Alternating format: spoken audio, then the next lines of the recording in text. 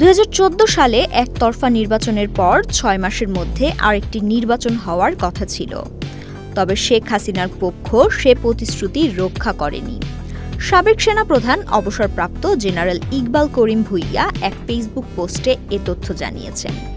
সম্প্রতি তিনি লিখেছেন, ২০১৪ সালের জাতীয় সংসদ নির্বাচনে আমার ভূমিকা নিয়ে কিছু কথা বলা প্রয়োজন। কারণ তখন সেনাপ্রধান হিসেবে আমার দায়িত্ব কী হওয়া উচিত ছিল সে বিষয়ে কিছু ব্যক্তি তাদের অন্যায্য ও অবাস্তব আকাঙ্ক্ষা থেকে প্রশ্ন তুলেছেন। দেশ জুড়ে তোলপাড় ওয়ালটন ফ্রিজ কিনে আপনিও হয়ে যেতে পারেন মিলেনিয়ার। রাষ্ট্র ক্ষমতা যখন বিএনপির হাতে ছিল, তখন প্রধান বিচারপতির অবসরের বয়স বাড়িয়ে তারা নিজেদের পছন্দের ব্যক্তিকে তত্ত্বাবধায়ক সরকারের প্রধান করার ব্যবস্থা করে। ২০০৬ সালে তাদের ৫ বছরের শাসনামল শেষ হলে সরকার পদত্যাগ করে। তবে নির্বাচনে প্রভাব বিস্তারের বিএনপির অভিলাষের অভিযোগ তুলে আওয়ামী লীগ লগি বৈঠার আন্দোলন নামে এক ভয়াবহ বিক্ষোভের সূচনা করে। ফলে একজন ন্যায়পরায়ণ বিচারক হিসেবে যিনি সুপরিচিত ছিলেন, সাবেক প্রধান বিচারপতি KM হাসানকে তত্ত্বাবধায়ক সরকারের প্রধান হিসেবে আওয়ামী লীগ মেনে নিতে অস্বীকৃতি জানায়। পরবর্তীতে দায়িত্ব গ্রহণ করেন তৎকালীন রাষ্ট্রপতি ইয়াজউদ্দিন আহমেদ, যিনি বয়োবৃদ্ধ ও শারীরিকভাবে অক্ষম ছিলেন।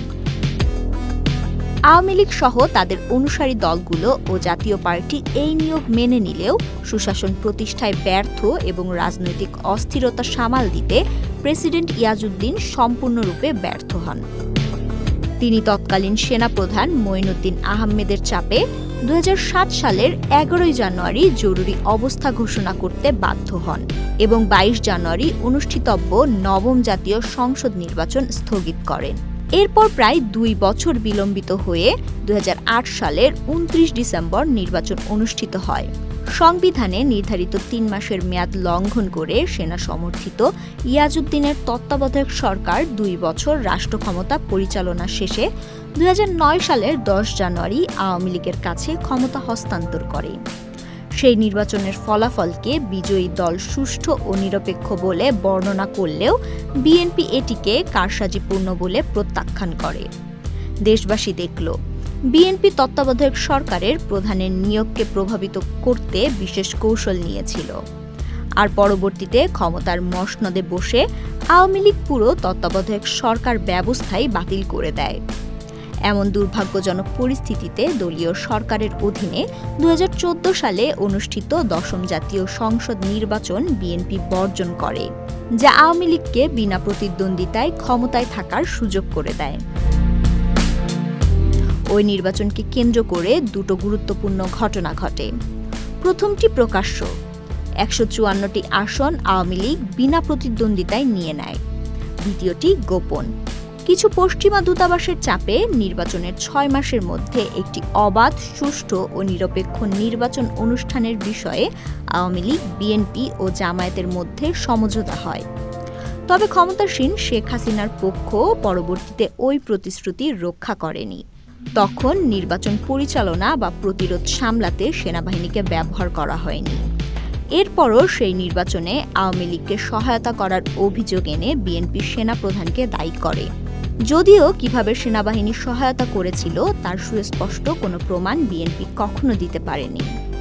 সেনাপ্রধান মঈনু আহমেদ ও তার সহযোগীরা ২০০৭ সালে যা করেছিলেন, একজন পেশাদার সেনা কর্মকর্তা হিসেবে আমি তেমন কিছু করতে রাজি ছিলাম না। আমার ও আমার অধীনস্থ সেনা সদস্যদের প্রাতিষ্ঠানিক দায়িত্ব সংবিধানের প্রতি অনুগত থাকা, যতক্ষণ তা কার্যকর রয়েছে। তাহলে কোন যুক্তিতে আমি সেই শপথ ভঙ্গ করতাম? এক্ষেত্রে আমি মার্কিন যুক্তরাষ্ট্রের সাবেক সেনাপ্রধান জেনারেল মার্ক আলেকজান্ডার মিলির বক্তব্যের সঙ্গে একমত। সেনাপ্রধানের আনুগত্য ব্যক্তিগতভাবে বেগম খালেদা জিয়া বা শেখ হাসিনার প্রতি নয়, আওয়ামী লীগ বা বিএনপির প্রতিও নয়, বরং তাকে অনুগত থাকতে হবে দেশের সংবিধানের প্রতি, যেটি রক্ষার জন্য তিনি শপথ নিয়েছেন।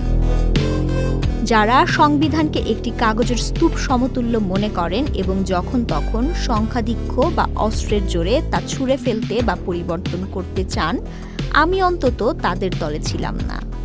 আমি সংবিধানকে জনগণ ও রাষ্ট্রের মধ্যে একটি পবিত্র চুক্তিনামা হিসেবে দেখেছি। যদি কোনো রাজনৈতিক দল এটি হীন স্বার্থে সংশোধন করে, তবে সেটি রাজনৈতিকভাবে মোকাবেলা করার দায় ও কর্তব্য বিরোধী দলগুলোর।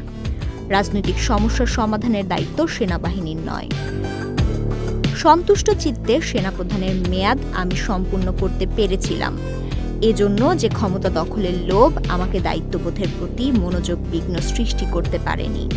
দ্বিধাহীনভাবে আজ বলতে পারি, সে সময় আমার হাতে কোনো বিকল্প ছিল না।